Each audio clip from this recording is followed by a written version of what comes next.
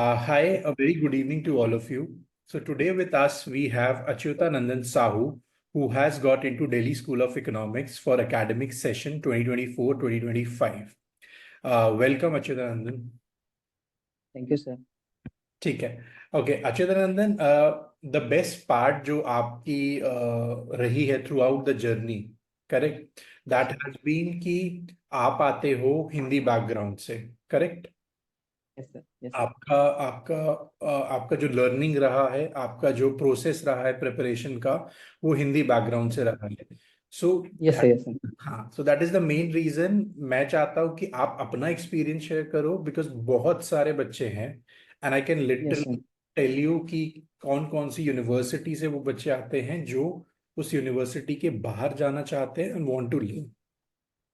Yes sir. मेरी पूरी schooling Hindi medium से हुई है। ठीक है। और उसके उसके बाद जब मैंने ग्रेजुएशन पे एडमिशन लिया तो मेरे सामने ये था कि कौन सा सब्जेक्ट मुझे चूज करना है, क्योंकि मेरा कोई आर्ट्स बैकग्राउंड नहीं था। हम्म। मैं साइंस बैकग्राउंड से था। मेरा फिजिक्स केमिस्ट्री मैथ मेरा था इंटर तक। उसके बाद ये था कि मुझे कौन सा सब्जेक्ट चूज करना है, क्योंकि मेरे लिए सारे सब्जेक्ट आर्ट्स के सब नए थे। ठीक। तो सब लोगों से सुनने में था कि इकोनॉमिक्स टफ होता है, लोग पास नहीं कर पाते हैं, फेल करेक्ट। हो जाते हैं, बैक लग जाता है। तो मेरा ये था कि एक अच्छा सब्जेक्ट है तो ट्राई करते हैं इस पे। तो मैंने इकोनॉमिक्स जो सब्जेक्ट लिया, उसके साथ साथ मेरा बीए प्रोग्राम था, तो उसमें हिंदी लिटरेचर और हाँ। एंशियंट हिस्ट्री मेरा था। ठीक। तो सेकेंड ईयर तक तो मेरे को इकोनॉमिक्स से आगे नहीं करना था, हिंदी लिटरेचर से मैंने सोचा था कि आगे मुझे मास्टर्स इसी से करना है। हाँ। बट एक अच्छा सब्जेक्ट था, इसलिए सोचा कि इससे ट्राई करते हैं हम। और ठीक। अच्छा प्लेटफॉर्म मिल गया तो अच्छा रहा कि आगे हम कर सके। और हिंदी मीडियम से ये होता है सर कि लोग डरते हैं इससे कि हाँ, हम हिंदी से हैं तो इकोनॉमिक्स से सब्जेक्ट नहीं पढ़ पाएंगे क्योंकि रिसोर्सेज नहीं है। बट बिल्कुल। ये चीज सही है कि हाँ, रिसोर्सेज नहीं है, बट हम अपने आप को चेंज कर सकते हैं। इंग्लिश लैंग्वेज है, बहुत बड़ी रीजनिंग नहीं है कि हम उसे नहीं समझ सकते हैं। तो मेरे सामने भी ये चुनौती थी कि मैं कैसे करूंगा। बट मुझे आपका अर्था पॉइंट का मुझे बेस्ट दिखा था, तो यूट्यूब पे मैंने 100 सीरीज नाम से था, तो उससे मैंने देखा, उसके वीडियोस मैंने आर्जुन के देखे, तो मुझको अच्छा लगा, मेरे को समझ में आने लगा। तो मैंने जो प्रिपरेशन किया है वो मैंने इंग्लिश से जो मैम पढ़ाती थी मैंने उसी को पढ़ा। और जहाँ भी मेरे को इंग्लिश हिंदी वाला प्रॉब्लम आता था तो मैं इसको ट्रांसलेट कर लेता था। ओके। धीरे धीरे ट्रांसलेट करते करते, लेकिन एक समय ऐसा आया मेरे को कोई प्रॉब्लम नहीं हुई इंग्लिश पढ़ने में, इंग्लिश समझने में। मैं कर लिया सर। Nice nice. बिकॉज जहां तक मुझे याद है, आपने स्टार्ट किया था, बैच ज्वाइन किया था some time around in the month of October, yes sir right. Yes sir, 12 अक्टूबर नवंबर के शायद। आसपास you joined yes in. So yes sir.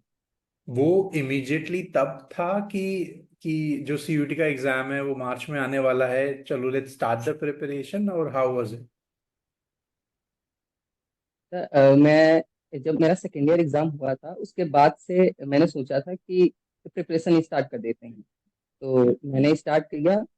लेकिन जब मैं पीवाईक्यू सॉल्व कर रहा था तो 2021 के तो सॉल्व किया, कुछ दिक्कत नहीं हुई उस पे।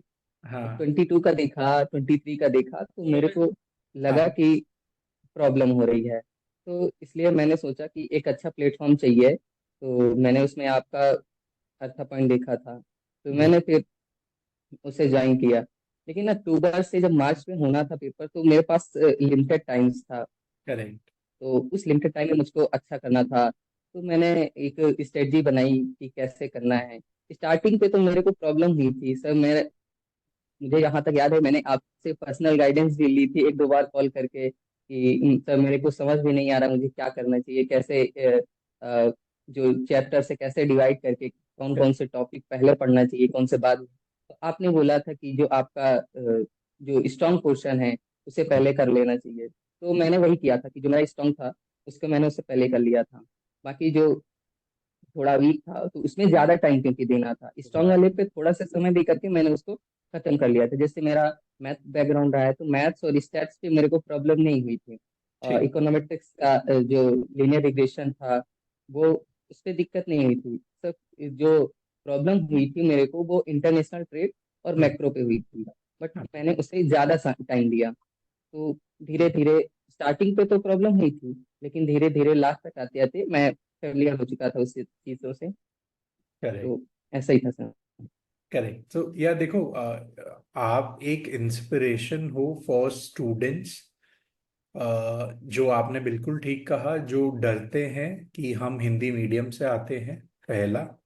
दूसरा, जिन्हें लगता है कि हम अच्छी यूनिवर्सिटी से हमने बैचलर्स नहीं किया तो हम यस एंट्रेंस सर। नहीं निकाल सकते।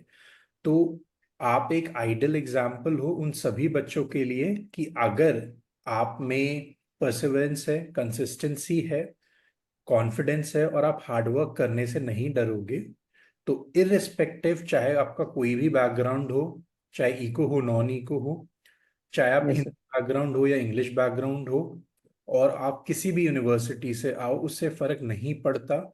सो हैट्स ऑफ टू यू यार, बिकॉज मुझे पता है काफी बच्चे will definitely get inspired from your story जो आपने शेयर किए इन सबके साथ। और अभी आगे का आपका पोस्ट मास्टर्स के बाद आपका क्या प्लान है? सर अब तो डीएससी में एडमिशन मिल गया है, तो सर उसके लिए उसके हाँ। अकॉर्डिंग चलना पड़ेगा सर। अभी तो प्लान है सर कि कॉर्पोरेट की तरफ अगर ध्यान प्लान। रहेगा, कॉर्पोरेट में हो जाए तो ज़्यादा सही रहेगा। ठीक अगर है। नहीं होता तो प्लान भी मेरा रिसर्च रहेगा सर। रिसर्च रहेगा। Nice nice. Yes sir. Very good good. तो यार, यार आप ये बताओ कि इन टर्म्स ऑफ स्ट्रैटेजी, जैसे आपने बताया कि यू फॉलोड, जो मैंने आपको सजेस्ट किया वो एक जगह हो गया, लेकिन at the end of the day जो मैं देता हूँ क्रेडिट वो हमेशा बच्चों को हमेशा ज्यादा जाएगा। तो आपकी एक पर्सनल स्ट्रैटेजी क्या रही थ्रू आउट द प्रिपरेशन, जो आपको लगता है एक डिफरेंस क्रिएट किया जिसने आपकी प्रिपरेशन में, और जो शायद बाकी बच्चों को भी काफी हेल्प करेगा? सर वो ये था कि हम लोग के जो जितनी भी क्लासेस थी, मैंने उसका टोटल काउंट किया कि कितने आवर्स की क्लासेस हैं। तो उस हिसाब से मैंने देखा, अगर सपोज दैट 300 आवर्स की क्लास थी, तो मैंने उसको डे वाइज डिवाइड कर लिया था कि हाँ मेरे को पर डे कितना कंप्लीट करना है। ठीक तो है। मैं उसी हिसाब से सर एक दिन में जैसे 4 घंटे, 7 घंटे, 5 घंटे की क्लास में मैक्सिमम रखता था कि उसको ऑनलाइन करनी होती थी। तो 5 घंटे मैं क्लास करता था। उसके बाद उसका नोट्स तो मैं क्लास के साथ साथ बनाता जाता था। उसके साथ साथ मैम तो पीपीटी भी दे देती थी, क्वेश्चन भी देती थी सॉल्व करने के लिए। तो उनको सॉल्व करना होता था क्लास के बाद। तो ऐसे ही सब छोटे छोटे टारगेट मैं बनाता था, तो छोटे छोटे टारगेट से ही मैंने मतलब बड़े लेवल तक आता। Nice nice good.